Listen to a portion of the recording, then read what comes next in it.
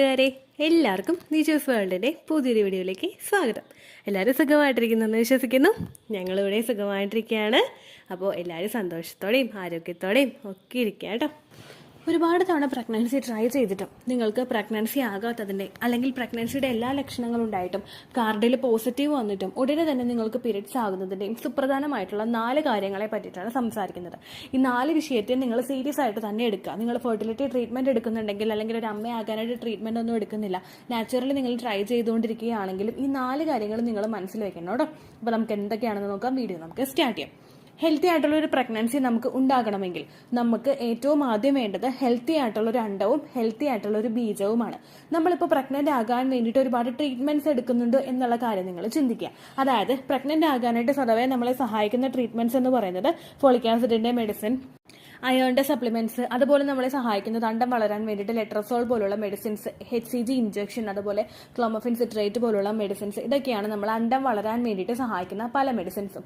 പലരും തന്നെ ഈ മെഡിസിൻസ് ഒക്കെ എടുക്കുമ്പോഴേക്കും ഒപ്പം വിറ്റമിന്റെ സപ്ലിമെന്റ്സ് എടുക്കാത്തവരാണ്, അല്ലെങ്കിൽ ഭക്ഷണത്തിൽ വിറ്റമിന്റെ കാര്യങ്ങൾ ശ്രദ്ധിക്കാത്തവരാണ്. ഈ വിറ്റമിൻ എന്നൊക്കെ ഒരുപാട് തവണ ഒരുപാട് വീഡിയോസിൽ പറയുമ്പോഴേക്കും പലർക്കും ബോറ് തോന്നുന്നുണ്ടാകും. പക്ഷേ ഇതിന്റെയൊക്കെ ഇമ്പോർട്ടൻസ് മനസ്സിലാക്കിയാൽ മാത്രമേ നമുക്ക് പ്രഗ്നന്റ് ആകാനായിട്ട് സാധിക്കുകയുള്ളൂ. ഡോക്ടർ തരുന്ന ഒരു മെഡിസിനെ നമ്മൾ പൂർണ്ണമായിട്ട് അങ്ങോട്ട് വിശ്വസിച്ചിട്ട് ആ മെഡിസിന് മാത്രം എല്ലാ എഫേർട്ടും ആ മെഡിസിൻ എടുത്തോട്ടെ എന്നുള്ള രീതിക്ക് നമ്മൾ നിൽക്കാനായിട്ട് പാടില്ല. ഇപ്പോൾ ഒരു ഡോക്ടറെയും താഴ്ത്തി പറഞ്ഞല്ല കേട്ടോ. കാരണം ഒരു മെഡിസിൻ നമ്മൾ എടുക്കുമ്പോഴേക്കും പാതി എഫേർട്ട് ഡോക്ടർ ചെയ്ത് കഴിഞ്ഞു, ബാക്കി പാതി എഫേർട്ട് നമ്മൾ ചെയ്യണം. സാധാരണയായിട്ട് പ്രഗ്നൻസി ട്രൈ ചെയ്യുന്ന സമയത്ത് നമ്മളുടെ ശരീരത്തിൽ എത്തേണ്ട ഒരുപാട് ന്യൂട്രിയൻസ് ഉണ്ട്. വിറ്റമിൻ ഡി എത്തണം, അതുപോലെ കാൽസ്യം എത്തണം, അതുപോലെ അയേൺ എത്തണം, ഫോളിക് ആസിഡ് എത്തണം, വിറ്റമിൻ ഇ എത്തണം. ഈ എല്ലാ കാര്യങ്ങളും നമുക്ക് മെഡിസിൻ എടുത്തിട്ട് കഴിക്കാനായിട്ട് പറ്റില്ല.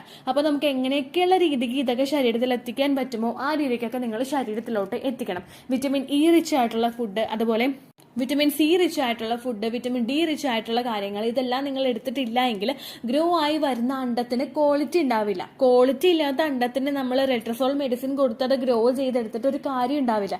നമ്മൾ ആർട്ടിഫിഷ്യൽ ആയിട്ട് ഗ്രോ ചെയ്ത് വരുന്ന ഒരു മാങ്ങയും നമ്മൾ വളം ഇട്ട് കൊടുത്ത് നമ്മൾ വളർത്തിയെടുക്കുന്ന ഒരു മാങ്ങയും നമ്മൾ രണ്ട് ടൈപ്പ് ടേസ്റ്റിൽ വ്യത്യാസം ഉണ്ടാകും. സെയിം ഇതേ മെക്കാനിസം തന്നെയാണ് നമ്മളുടെ ജീവിത രീതിയിൽ നമ്മുടെ അണ്ടത്തിലും സംഭവിച്ചുകൊണ്ടിരിക്കുന്നത്. നമ്മൾ മെഡിസിൻ കൊടുത്ത് അതിനെ വളർത്തിയെടുക്കുമ്പോഴേക്കും അതിനെ ബീജവുമായിട്ട് ചേർന്ന് ആ ഒരു ഇംപ്ലാന്റേഷൻ എന്നുള്ള ഒരു പ്രോസസ്സിനെ ഓവർകം ചെയ്ത് മുൻപോട്ടേക്ക് കൊണ്ടുപോകാനായിട്ടുള്ള ഒരു കപ്പാസിറ്റി അവിടെ ഉണ്ടാവില്ല. അങ്ങനെ വന്നു കഴിഞ്ഞാൽ ഫെർട്ടിലൈസേഷൻ നടന്നാലും, അതായത് ബീജസങ്കലനം നടന്നു കഴിഞ്ഞാലും നിങ്ങൾ പ്രഗ്നന്റ് ആയിക്കൊള്ളണമെന്നില്ല. അപ്പോൾ പ്രഗ്നൻസി ട്രൈ ചെയ്യുന്നവർ ഏറ്റവും ആദ്യം ശ്രദ്ധിക്കേണ്ട ഒരു കാര്യം നിങ്ങളുടെ അണ്ടത്തിന് ക്വാളിറ്റി വർദ്ധിപ്പിക്കുക എന്നുള്ളതാണ്. ഇനി അണ്ടത്തിന്റെ ക്വാളിറ്റി നമുക്ക് എങ്ങനെയെല്ലാം വർദ്ധിപ്പിക്കാനായിട്ട് സാധിക്കും? ഏറ്റവും ആദ്യം തന്നെ നിങ്ങൾ ഗ്രാമ്പൂ വെള്ളമോ അല്ലെങ്കിൽ ഉണക്കമുന്തിരി വെള്ളമോ അതല്ലെങ്കിൽ കറുവപ്പട്ട വെള്ളമോ അല്ലെങ്കിൽ ഉലുവ വെള്ളമോ ഒക്കെ നിങ്ങൾ കുടിക്കുക. ഇതെല്ലാം കുടിക്കുമ്പോഴേക്കും നാച്ചുറലി നിങ്ങൾ എടുക്കുന്ന, അതായത് നിങ്ങൾ ട്രീറ്റ്മെന്റ് എടുക്കുമ്പോൾ നിങ്ങളുടെ ശരീരത്തിലോട്ട് എത്തുന്ന ഹോർമോൺസിന്റെ പ്രവർത്തനം കൃത്യമായിട്ട് എടുക്കാൻ വേണ്ടിയിട്ട് അത് സഹായിക്കും. ലെട്രസോൾ മെഡിസിൻ എടുക്കുന്നതിനോടൊപ്പം ഗ്രാമ്പൂ വെള്ളം കുടിക്കാം, അല്ലെങ്കിൽ നിങ്ങൾ ക്ലോമഫിൻ സിട്രേറ്റ് എടുക്കുന്നതിനോടൊപ്പം നിങ്ങൾക്ക് ഗ്രാമ്പൂ വെള്ളം കുടിക്കാം. ഈ കാര്യങ്ങളൊക്കെ ചെയ്യുമ്പോഴേക്കും ഒപ്പം വിറ്റമിൻ സിയുടെ കണ്ടന്റ് അടങ്ങിയിട്ടുള്ള ഭക്ഷണങ്ങൾ കൂടുതലായിട്ട് കഴിക്കുമ്പോഴും നിങ്ങളുടെ അണ്ടം, ഏത് മെഡിസിൻ എടുത്തിട്ടാണോ നിങ്ങൾ അണ്ടം വളരുന്നത്, ആ വളരുന്ന ആ ഒരു അണ്ടത്തിന് കൂടുതൽ ക്വാളിറ്റി കൊടുക്കാൻ വേണ്ടിയിട്ട് ഇത്തരം കാര്യങ്ങൾ നിങ്ങൾ ഫോളോ ചെയ്യുന്നത് സഹായിക്കും. രണ്ടാമത്, നിങ്ങൾക്ക് ഇംപ്ലാന്റേഷൻ നടക്കാത്തതിന്റെ സുപ്രധാന കാരണം ബീജത്തിൽ ഉണ്ടാകുന്ന ക്വാളിറ്റി കുറവ്. ബീജത്തിന്റെ മോർഫോളജി, അതിന്റെ ഒരു സ്ട്രക്ചർ, അതിന്റെ ഹെഡ്, ടെയില്, ബോഡി, ഇങ്ങനെയുള്ള ആ ഒരു സ്ട്രക്ചറിന് വ്യത്യാസം വരുമ്പോഴേക്കും ആ കാര്യങ്ങളും നിങ്ങളുടെ ഒരു പ്രഗ്നന്റ് ആകുന്നതിനെ തന്നെ സാരമായിട്ട് തന്നെ ബാധിക്കും. ഹസ്ബൻഡിന്റെ മോട്ടിലിറ്റി കുറവ്, സ്പേമിന് ക്വാളിറ്റി കുറവ്, ഇങ്ങനെയുള്ള കാര്യങ്ങളൊക്കെ വന്നു കഴിഞ്ഞാൽ ഉറപ്പായിട്ടും അതൊരു ബീജസങ്കലനത്തിനെ സാരമായിട്ട് തന്നെ ബാധിക്കും. അപ്പോൾ ഹസ്ബൻഡിന് ചെയ്യാൻ കഴിയുന്ന ടിപ്സ് എന്തൊക്കെയാണെന്ന് വെച്ച് കഴിഞ്ഞാൽ അദ്ദേഹത്തിന് നിങ്ങൾക്ക് ക്ലോസ് വാട്ടർ കൊടുക്കാവുന്നതാണ്. അതുപോലെ ചെറുതായിട്ടുള്ള എക്സസൈസുകൾ ഹസ്ബൻഡിനോട് ചെയ്യാൻ പറയാവുന്നതാണ്. അതുപോലെ ഹെൽത്തി ആയിട്ടുള്ള ഭക്ഷണങ്ങൾ നിങ്ങൾ എടുക്കുന്നത് പോലെ തന്നെ ഹസ്ബൻഡിനും കൊടുക്കുക. ഡ്രിങ്കിങ്ങോ സ്മോക്കിങ്ങോ ഹാബിറ്റ്സ് ഉണ്ടെങ്കിൽ അതെല്ലാം ഒന്ന് പ്രിവെന്റ് ചെയ്യാൻ വേണ്ടിയിട്ടുള്ള ഒരു അഡ്വൈസ് നിങ്ങൾ കൊടുക്കുക. പെട്ടെന്നൊരു സഡൻ ബ്രേക്ക് ഇട്ട് നിർത്താനല്ല, ഗ്രാജുവലി ഒന്ന് റിഡ്യൂസ് ചെയ്ത് കൊണ്ടുവരാൻ വേണ്ടിയിട്ടുള്ള ഒരു സപ്പോർട്ട് അദ്ദേഹത്തിന് കൊടുക്കുക. ഇതെല്ലാം ചെയ്യുമ്പോഴേക്കും സെമൻ ക്വാളിറ്റി അവിടെ കൂടുതലായിട്ട് ഉണ്ടാകുന്നതിന് അത് കാരണമാവും കേട്ടോ. അതുപോലെ തന്നെ സ്ത്രീകളുടെ അണ്ടത്തിന് ക്വാളിറ്റി കുറവായിട്ടുള്ള പല ബുദ്ധിമുട്ടുകളും PCOD ഉള്ളവർക്കും മറ്റുള്ള ഹോർമോണൽ ഇംബാലൻസസ് ഉള്ളവർക്കും ഉണ്ടാകും. PCOD ഉള്ളവരും ഹോർമോണൽ ഇംബാലൻസസ് ഉള്ളവരും അതൊന്ന് കൺട്രോൾ ചെയ്തതിന് ശേഷം മാത്രം ബാക്കിയുള്ള മെഡിസിൻസ് എടുക്കുക. PCOD ഉള്ളവരുടെ ശരീരത്തിൽ ഏറ്റവും കൂടുതൽ ഈസ്ട്രോജന്റെ ഡൊമിനൻസ് ഉണ്ടാകും.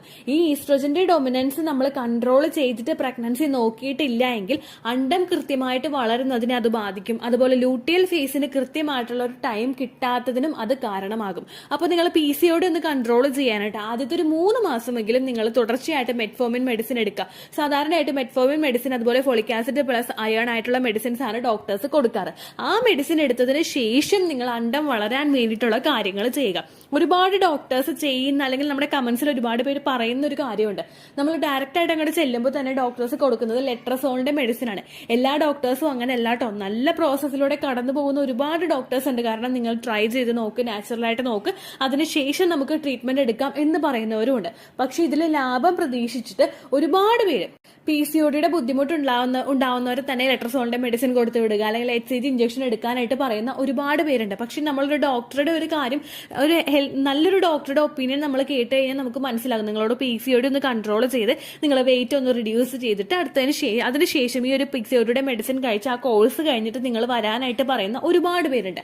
അങ്ങനെയായിട്ടുള്ള ഡോക്ടേഴ്സിനെയാണ് നമ്മൾ പോയി കാണേണ്ടത്. അപ്പോൾ വരുമ്പോഴേക്കും നിങ്ങൾ PCODയുടെ മെഡിസിൻ എടുത്തു കഴിഞ്ഞാൽ നിങ്ങളുടെ പീരിയഡ്സ് റെഗുലർ ആകാനായിട്ട് തുടങ്ങും. ഒരു 21 to 35 എബോയോ അല്ലെങ്കിൽ ബിലോയോ നിങ്ങളുടെ പീരിയഡ് സൈക്കിൾ പോയി കഴിഞ്ഞു കഴിഞ്ഞാൽ അവിടെ നിങ്ങൾക്ക് ഓവുലേഷൻ കൃത്യമായിട്ട് നടക്കില്ല. നിങ്ങൾക്ക് ലൂട്ടിയൽ ഫേസിൽ പ്രൊജസ്ട്രോൺ ഹോർമോൺ കൃത്യമായിട്ട് ഉണ്ടാവില്ല. അങ്ങനെയുള്ളവർക്ക് നമ്മൾ മെഡിസിൻ എടുക്കാന്ന് വെച്ച് കഴിഞ്ഞാൽ മെഡിസിൻ എടുക്കുന്നു എന്നേ നമുക്ക് പറയാനായിട്ട് സാധിക്കുള്ളൂ. അതിന്റെ ബെനിഫിറ്റ് ഒക്കെ നമുക്ക് കിട്ടുമെന്ന് പറയാനായിട്ട് സാധിക്കില്ല. അങ്ങനെ പോകുമ്പോഴേക്കും നിങ്ങൾക്ക് ഓരോ സൈക്കിളും നഷ്ടമായിക്കൊണ്ടിരിക്കും. അതിനേക്കാളും നല്ലത് നിങ്ങൾക്ക് PCODയോ തൈറോയിഡോ പോലുള്ള ബുദ്ധിമുട്ടുകൾ അല്ലെങ്കിൽ ശരീരഭാരം കൂടുതലായിട്ടുള്ളവരെ അതൊക്കെ ഒന്ന് കൺട്രോൾ ചെയ്ത് അറ്റ്ലീസ്റ്റ് ഒരു 3 മാസമെങ്കിലും അത് കൺട്രോൾ ചെയ്യാനായിട്ട് ശ്രമിച്ച ശേഷം അപ്പൊ നിങ്ങൾക്ക് ഓവുലേഷൻ കൃത്യമായിട്ട് നടക്കാൻ തുടങ്ങും. അപ്പൊ നിങ്ങൾ ഗ്രാമ്പൂ വെള്ളം കുടിക്കുക. അതിനോടൊപ്പം തന്നെ നിങ്ങൾ ഡോക്ടറെ പോയി കണ്ട് ട്രീറ്റ്മെന്റും എടുത്ത് ഇഞ്ചക്ഷൻ എടുക്കുകയോ അല്ലെങ്കിൽ മെഡിസിൻ കഴിക്കുകയോ അങ്ങനെ എന്തെങ്കിലും ചെയ്യാം കേട്ടോ. അപ്പൊ ഈ 2 കാര്യങ്ങൾ ഏറ്റവും ആദ്യം നിങ്ങൾ ശ്രദ്ധിക്കണം. മൂന്നാമത്തെ റീസൺ എന്ന് പറയുന്നത് എൻഡോമെട്രിയൽ ലൈനിങ് ആണ്. എൻഡോമെട്രിയൽ ലൈനിങ്ങിന്റെ തിക്നെസ് അവിടെ കൃത്യമായിട്ട് ഗ്രോ ആയിട്ടില്ല എങ്കിൽ ഒരിക്കലും നമുക്ക് ഒരു പ്രഗ്നൻസി സർവൈവ് ചെയ്ത് പോവില്ല. എൻഡോമെട്രിയൽ ലൈനിങ് എപ്പോഴും ആ ഒരു കുഞ്ഞ് പറ്റിപ്പിടിക്കുന്നത് ഈ ഒരു സ്ഥലത്താണ്. കുഞ്ഞിന് വേണ്ടുന്ന ഒരു ബെഡ് ഒരുക്കുന്നത് നമ്മുടെ എൻഡോമെട്രിയമാണ്. ഈ എൻഡോമെട്രിയൽ ലൈനിങ് അവിടെ കൃത്യമായിട്ട് പറ്റിപ്പിടിച്ച് വളരാൻ വേണ്ടിയിട്ട് കുഞ്ഞിന് സാധിക്കുന്നില്ല എങ്കിൽ, എൻഡോമെട്രിയൽ ലൈനിങ് ഷെഡായി പോകുന്നുണ്ടെങ്കിൽ, അത് വീക്കാണെങ്കിൽ ഒരിക്കലും നമുക്കവിടെ പ്രഗ്നൻസി പോസിബിൾ ആവില്ല. അപ്പോൾ നമ്മൾ എന്ത് ചെയ്യണം? എൻഡോമെട്രിയൽ ലൈനിങ്ങിന്റെ തിക്നെസ് കൂട്ടാൻ വേണ്ടിയിട്ടുള്ള കാര്യങ്ങൾ നമ്മൾ ചെയ്യണം. എൻഡോമെട്രിയൽ ലൈനിങ്ങിന്റെ തിക്നെസ് എത്രത്തോളം ഉണ്ടെന്ന് ഫോളിക്കുലാർ സ്റ്റഡി ചെയ്യുമ്പോൾ തന്നെ നമുക്ക് മനസ്സിലാവുന്നതാണ്. എൻഡോമെട്രിയൽ ലൈനിങ്ങിന്റെ തിക്നെസ് കൂട്ടാൻ വേണ്ടിയിട്ടുള്ള കാര്യങ്ങൾ നമ്മളപ്പോൾ അടുത്ത പടിയായിട്ട് ചെയ്യണം. എങ്ങനെ നമുക്ക് എൻഡോമെട്രിയൽ ലൈനിങ്ങിന്റെ തിക്നെസ് കൂട്ടാനായിട്ട് സാധിക്കും? ഏറ്റവും ആദ്യത്തെ ഒരു കാര്യം എന്ന് പറയുന്നത് വിറ്റമിൻ C കണ്ടന്റ് അടങ്ങിയിട്ടുള്ള ഭക്ഷണങ്ങൾ കൂടുതലായിട്ട് കഴിക്കുക. ഓറഞ്ച്, അതുപോലെ തന്നെ ലെമൺ, ഇതെല്ലാം കൂടുതൽ വിറ്റമിൻ സിയുടെ കണ്ടന്റ് അടങ്ങിയിട്ടുള്ളതാണ്. അതുപോലെ ബീട്രൂട്ട് കഴിക്കുന്നത് നമ്മുടെ എൻഡോമെട്രിയൽ ലൈനിങ്ങിന്റെ ആ ഒരു ഗ്രോത്തിന് വേണ്ടിയിട്ട് സഹായിക്കുന്നു. അതുപോലെ മാതളം കഴിക്കുന്നത് എൻഡോമെട്രിയൽ ലൈനിങ്ങിന്റെ ഗ്രോത്തിന് സഹായിക്കുന്നു. വാട്ടർമെലൺ കഴിക്കുന്നത് എൻഡോമെട്രിയൽ ലൈനിങ്ങിന്റെ ഗ്രോത്തിന് സഹായിക്കുന്നു. അങ്ങനെയുള്ള കാര്യങ്ങൾ നിങ്ങൾ കൂടുതലായിട്ട് എടുക്കുക. ഒരു ദിവസം തന്നെ 3-4 മാതളം ഇരുന്ന് കഴിക്കാനല്ല പറഞ്ഞത്. ഒരു ദിവസം ഒരു മാതളം, അടുത്ത ദിവസം ഓൾട്ടർനേറ്റീവ് ആയിട്ട് ബീട്രൂട്ട് കഴിക്കുക, അതിനടുത്ത ദിവസം ഓറഞ്ച് കഴിക്കുക. ഇങ്ങനെയൊക്കെ ചെയ്യുമ്പോഴേക്കും നിങ്ങളുടെ എൻഡോമെട്രിയൽ ലൈനിങ്ങിന്റെ തിക്നെസ് കൂട്ടാൻ വേണ്ടിയിട്ട് അത് സഹായിക്കുന്നു. എൻഡോമെട്രിയൽ ലൈനിങ് എത്രത്തോളം വേണമെന്നും അതിന്റെ തിക്നെസ് എങ്ങനെ ഇംപ്രൂവ് ചെയ്യാമെന്നും സഹായിക്കുന്ന വീഡിയോസ് നമ്മുടെ ചാനലിലുണ്ട്.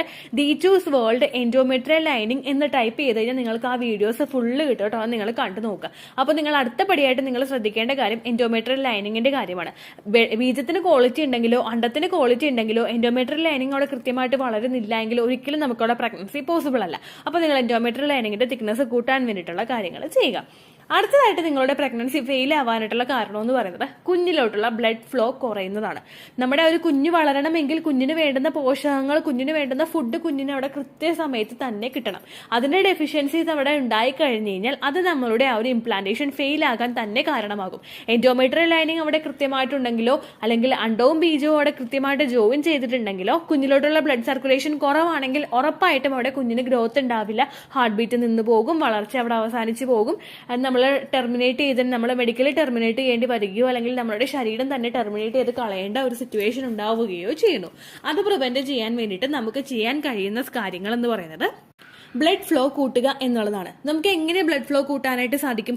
ശരീരത്തിലോട്ട് ബ്ലഡ് ഫ്ലോ ഇൻക്രീസ് ചെയ്യാനായിട്ട് സഹായിക്കുന്ന ഭക്ഷണങ്ങൾ നമുക്ക് ആദ്യമായിട്ട് എടുക്കാം. ലൈക്ക് ഞാൻ പറഞ്ഞതുപോലെ പോമഗ്രാനൈറ്റ് എടുക്കുക, അതായത് നമ്മൾ മാതള നാരങ്ങ എടുക്കുക, ബീറ്റ്റൂട്ട് എടുക്കുക, ഇതെല്ലാം ബ്ലഡ് ഫ്ലോ കൂട്ടുന്ന ഭക്ഷണങ്ങളാണ്. അതുപോലെ തന്നെ നമുക്ക് അടുത്തതായിട്ട് ചെയ്യാൻ കഴിയുന്ന കാര്യങ്ങൾ എന്ന് പറയുന്നത് ബ്ലഡ് സർക്കുലേഷൻ കൂട്ടാനായിട്ട് നമ്മളെ സഹായിക്കുന്ന എക്സസൈസ് ചെയ്യുക. വെറും നമ്മൾ വെയിറ്റ് ലോസിന് വേണ്ടിയിട്ട് ചെയ്യുന്ന എക്സസൈസ് അല്ല കേട്ടോ. ഫെർട്ടിലിറ്റി എക്സസൈസ് എന്ന് പറയുന്നത് സെപ്പറേറ്റ് ഒരു കാറ്റഗറിയിൽ വരുന്ന എക്സസൈസ് ഉണ്ട്. ആ എക്സസൈസ് നിങ്ങൾ ചെയ്യുക. ഫെർട്ടിലിറ്റി എക്സസൈസ് എപ്പോഴും ബൂസ്റ്റ് ചെയ്യുന്നത് നമ്മളുടെ അമ്മയാകാൻ വേണ്ടിയിട്ടുള്ള സാധ്യതയെ കൂട്ടാൻ വേണ്ടിയിട്ടാണ്.